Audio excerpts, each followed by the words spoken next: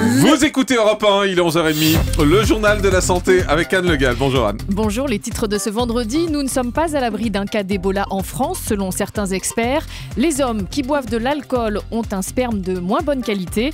Enfin, pour rester en bonne santé, il faut arrêter de travailler et d'envoyer des mails professionnels sur son temps de loisir et notamment le week-end.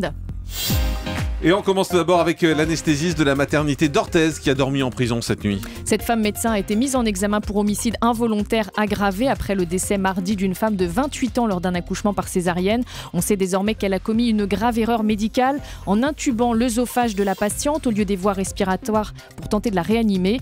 L'anesthésiste a reconnu un problème pathologique d'alcool. Quelques jours après l'accident, son alcoolémie était supérieure à 2 grammes. Écoutez le docteur Philippe Battel, médecin addictologue à Boulogne.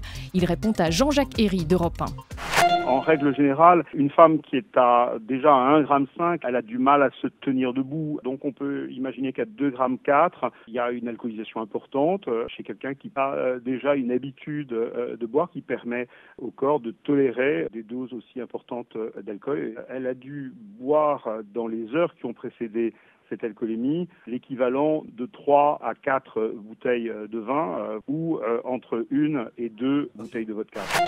Et le maire d'Orthez a indiqué ce matin qu'il n'y avait pas d'anesthésiste de remplacement à la maternité le jour de l'accident.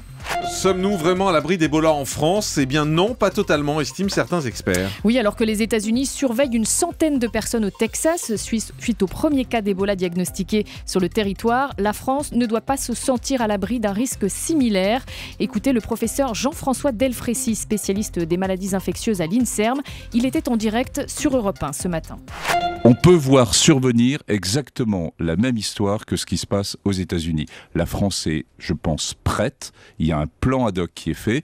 Et puis après, c'est le bon sens. Je répète, pour les médecins, les urgentistes et les médecins généralistes, posez la question devant des signes atypiques si votre patient arrive d'Afrique de l'Ouest ou a été en contact.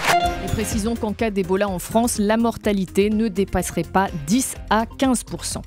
Les jeunes hommes qui boivent de l'alcool ont du sperme de moins bonne qualité.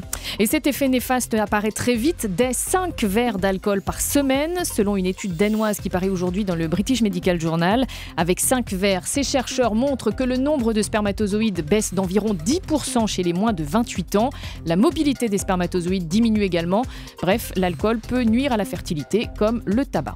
Et puis cette histoire incroyable, ce garçon de 3 ans qui pèse 70 kilos. Oui, 70 kilos, autant dire qu'il peut à peine se déplacer ou se tenir assis. Ce petit garçon d'origine brésilienne souffre d'une maladie génétique rare qui dérègle les fonctions vitales.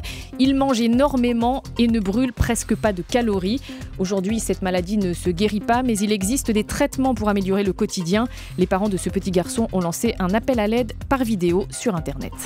Et puis nous sommes vendredi, c'est le week-end, alors n'oubliez pas de décrocher du travail. C'est un appel que vous lancez ? Effectivement, car le fait de travailler régulièrement durant son temps libre double le risque de problèmes de santé comme des troubles cardiaques, l'angoisse, la fatigue, l'insomnie. Les maux de tête, c'est ce qui ressort d'une étude allemande auprès de 57 000 employés européens.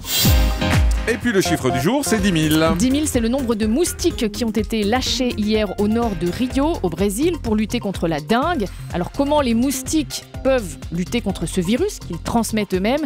Eh bien, c'est parce qu'ils ont été vaccinés. On leur a inoculé en laboratoire une bactérie qui bloque le développement du virus. Et quand ces moustiques vaccinés se reproduisent avec des moustiques sauvages, eh bien, ils ont des descendants qui ne transmettent pas non plus la dengue. Voilà, c'est une expérience qui existe déjà au Vietnam et en Australie, en Indonésie. Et il faut à peu près 1 an pour avoir des résultats sur le nombre de contaminations. Merci beaucoup. Le grand direct des médias sur Europe 1. Jean-Marc Morandini.